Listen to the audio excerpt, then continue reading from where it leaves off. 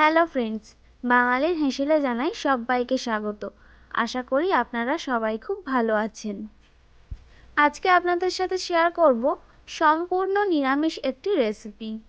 সুস্বাদু রেসিপিটি হলো পনির ফুলকপি আলু তরকারি।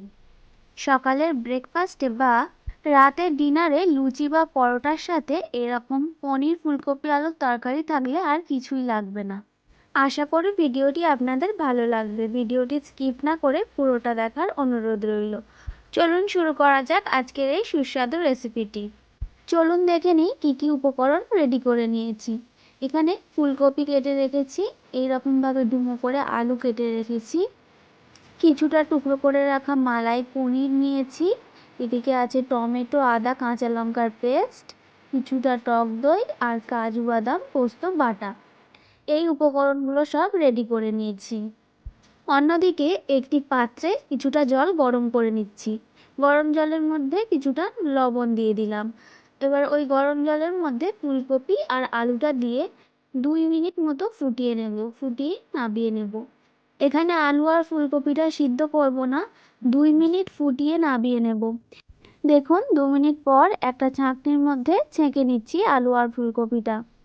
ফুলকপির মধ্যে অনেক সময় পোকা থেকে থাকে, গরম জলে এইভাবে ফুলকপিটা ধুয়ে নিলে আর কোনো পোকা থাকে না।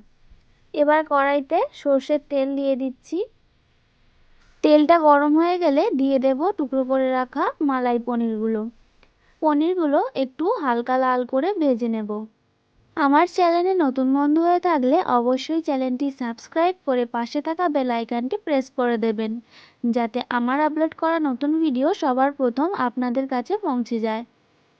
দেখুন পনিরগুলো হালকা লাল করে ভেজে নিয়েছি। এবারে তেল ছেঁকে একটি পাত্রে তুলে রাখবো। সব পনিরগুলো একটি পাত্রে তুলে রেখেছি।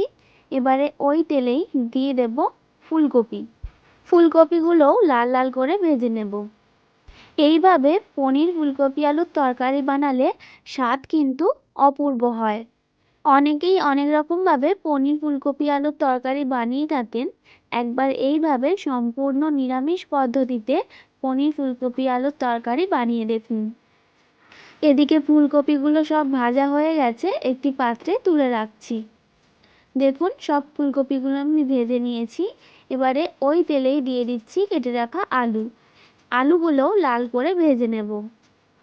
আমার চ্যানেলে আরও নতুন নতুন রান্নার ভিডিও পেতে অবশ্যই চ্যানেলটি সাবস্ক্রাইব করে পাশে থাকা বেল আইকনটি প্রেস করে দেবেন। আলুটা লাল করে ভাজা হয়ে গেছে, একটি পাত্রে তুলে রাখছি। এবারে কড়াইতে আরও কিছুটা সর্ষের তেল দিয়ে দিচ্ছি। ফোড়নে দিয়ে দিচ্ছি 1 চা চামচ গোটা জিরে আর একটা শুকনো লঙ্কা। জিরে আর শুকনো লঙ্কাটা একটু নাড়াচাড়া করে দিয়ে দিচ্ছি গোটা গরম মশলা। দিচ্ছি কয়েক টুকরো দারচিনি, দুটো ফাটিয়ে রাখা এলাচ আর কয়েক টুকরো লবঙ্গ। ফোড়ন থেকে সুন্দর গন্ধ ছেড়ে দেওয়া পর্যন্ত ফোড়নটা ভেজে নেব। ফোড়ন থেকে সুন্দর গন্ধ ছেড়ে দিলে দিয়ে দেব আদা, কাঁচা লঙ্কা আর টমেটো বাটা। আদা টমেটোর কাঁচা গন্ধ কেটে যাওয়া পর্যন্ত ভালো করে ভেজে নেব। আদা টমেটোর কাঁচা গন্ধ কেটে গেলে দিয়ে দেব কিছু গুঁড়ো মশলা। দিয়ে দিচ্ছি 2 চা চামচ হলুদ গুঁড়ো, 2 চা চামচ কাশ্মীরি লঙ্কার গুঁড়ো আর 2 চা চামচ ধনে গুঁড়ো। গুঁড়ো মশলাগুলো দিয়ে ভালো করে কষিয়ে নেব। বেশ কিছুক্ষণ সময় ধরে মিডিয়াম ফ্লেমে মশলাটা কষিয়ে নেব। কিছুক্ষণ কষিয়ে নিয়ে তারপর দিয়ে দিচ্ছি স্বাদ মতো নুনটা দিয়ে ভালো করে মিশিয়ে নেব। তারপর দিয়ে দিচ্ছি ফেটিয়ে রাখা 3 টেবিল চামচ টক দইটা দিয়ে ভালো করে একটু মিশিয়ে নিচ্ছি। মিডিয়াম ফ্লেমে আরও কিছুক্ষণ সময় ধরে মশলাটা কষিয়ে নেব। বেশ কিছুক্ষণ কষিয়ে নেওয়ার পরে দিয়ে দিচ্ছি পরিমাণ মতো জল। অল্প অল্প করে জল দিয়ে মশলার সাথে ভালো করে মিশিয়ে দেব। আপনারা যতটা গ্রেভি বানাতে চান সেই মতো জল ব্যবহার করে নেবেন। দেখুন এখানে আমি জলটা দিয়ে দিয়েছি, মশলার সাথে ভালো করে জলটা মিশিয়ে নিচ্ছি। এবার গ্রেভিটা একটু ফুটিয়ে নেব। দেখুন গ্রেভিটা ফুটে গেছে। এবারে ভেজে রাখা ফুলকপি আর আলুটা গ্রেভির মধ্যে দিয়ে দেব। ফুলকপি আর আলুটা গ্রেভির মধ্যে দিয়ে একটু ভালো করে মিশিয়ে নেব। ফুলকপি আর আলুটা গ্রেভির সাথে মিশিয়ে নিয়ে 10 মিনিটের জন্য ঢাকা দিয়ে দেব। 10 মিনিট পর ঢাকনা খুলে একটু চেক করে নেব। ভালো করে একটু ফুলকপি আর আলুটা নাড়াচাড়া করে নেব। দেখুন আলুটা ভালোভাবে সিদ্ধ হয়ে গেছে, খুন্তির সাহায্যে কেটে দেখাচ্ছি। এবার দিয়ে দিচ্ছি ভেজে রাখা মালাই পনির।